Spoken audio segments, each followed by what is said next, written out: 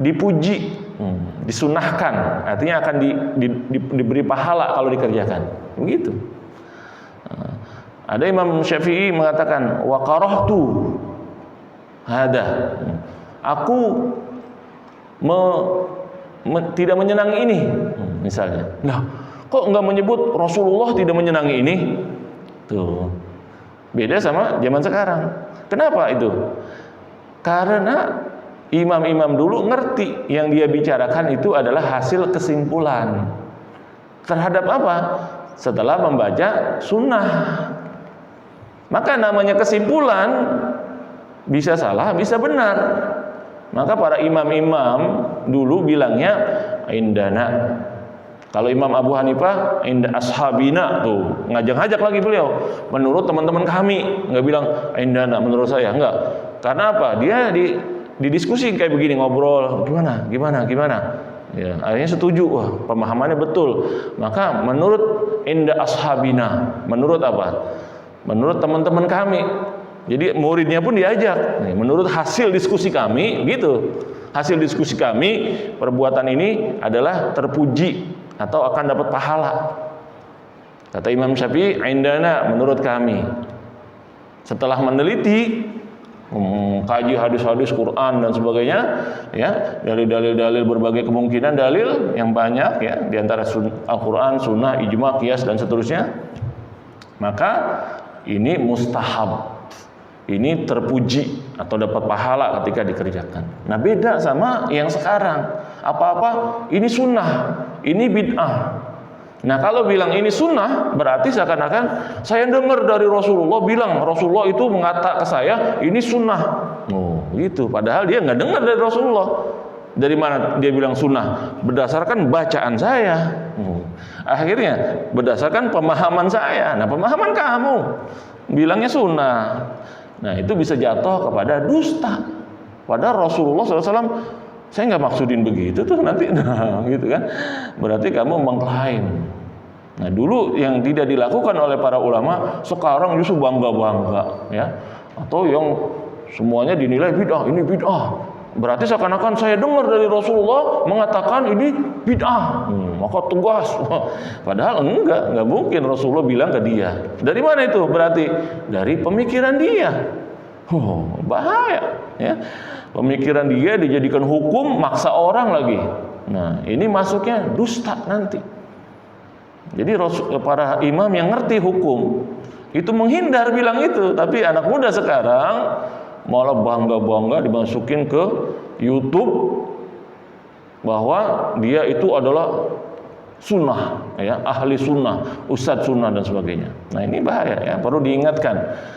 Tanggung jawabnya besar, ya, tanggung jawabnya besar. Jadi ini dosa yang paling berbahaya, yaitu dusta. Nah, jadi Rasulullah SAW kata mereka tidak dia dusta untuk dirinya aja, tidak, apalagi dusta atas nama Allah. Nah, gitu, ya. Jadi nggak mungkin dia yang dia klaim, yang dia kata itu adalah dusta. Nah, ya, dusta. Tidak mungkin, ya, kata mereka. Itu yang punya akal, yang beriman. Yang enggak, langsung kemarin dipuji, sekarang dijatuhin. Nah, dijatuhin. Yang kedua, jauharatur risalah. Inti dari risalahnya, isinya. Fal mawadi'ul lati yad'u ilaihal anbiya hiya ainul haqq. Karena objek-objek, topik-topik yang masalah-masalah yang diajarkan oleh para nabi itu adalah inti dari kebenaran, ya. Benar-benar kebenaran, bukan beneran bohongan. Fahum yad'una ilal imani billah. Yang mereka ajak apa? Beriman kepada Allah. Ya. Wa ila tamassuki bimakarimil akhlak. Dan untuk mengajak berpegang kepada akhlak-akhlak yang baik. Walaysa fi da'wahum naf'un syakhsi. Tidak ada dalam ajakan mereka itu kepentingan dirinya, tidak. Duniawi lahum, atau kepentingan duniawi, jadi kaya, jadi apa, enggak ada. Wal aqil idza fakkara fi hada la yas'uhu illa al imanu bi hadhihi da'wah. Maka orang berakal kalau mikirkan hal ini, tidak lain dan tidak bukan dia akan beriman kepada ajakan itu. Ya benar itu. Ya benar itu. Nah, gitu ya. Sekarang ya ada namanya Permendikbud. Peraturan Menteri Pendidikan mau disebarkan kemana-mana, membuat aturan apa? Solusi katanya di lembaga pendidikan ada kekerasan seksual, kejahatan seksual. Nah, tetapi ada kata-kata apa? Perbuatan meraba, mencium, memegang, menggesek, tuh antara laki dan perempuan itu dilarang tanpa persetujuan. Tanpa persetujuan. Jadi sampai begitu, bikin peraturan perilaku ya dengan kata-kata tanpa persetujuan. Nah, kesimpulannya, kalau persetujuan ada persetujuan boleh dong. Nah, iyalah otomatis berarti ya. Berarti besok di sekolah kalau pada ketawa-ketawa, kita guru nggak boleh ngomelin. Dosen ini antara laki dan perempuan, mahasiswa-mahasiswi ketawa-ketawa, pegang-pegang, cium-ciuman, dia senang-senang berdua-dua, nggak boleh. Kita misalnya kita hukum, yang hukum itu bisa kena hukum. Kenapa? Ya dibolehkan di dalam peraturan menteri. Ya. Kata dia untuk apa? Solusi kekerasan seksual, tapi solusinya malah menjadi masalah. Nah, itu manusiawi ya. Manusia yang lemah langsung orang pada demo. Kalau peraturan ini dijalankan terus, udah keluar peraturannya, dikampanyekan semua kampus begitu ya. Maka kalau ini dijalankan, ngeri kita ya. Dosen-dosen ini nanti bisa dituntut oleh mahasiswa. Nah, kalau apa? Kalau misalnya menegur orang sedang berdua-duaan lagi ketawa-ketawa gitu ya, peluk-pelukan, cium-ciuman dan sebagainya. Kenapa? Peraturannya tanpa persetujuan. Nah, saya bersetuju dua-dua katanya. Gitu ya. Nah, jadi lemah sekali manusia itu kalau membuat, kata dia, ini kebaikan demi menjaga orang dari apa? Dari kekerasan seksual. Jadi istilahnya kekerasan seksual. Nah, itu udah kekerasan. Ya.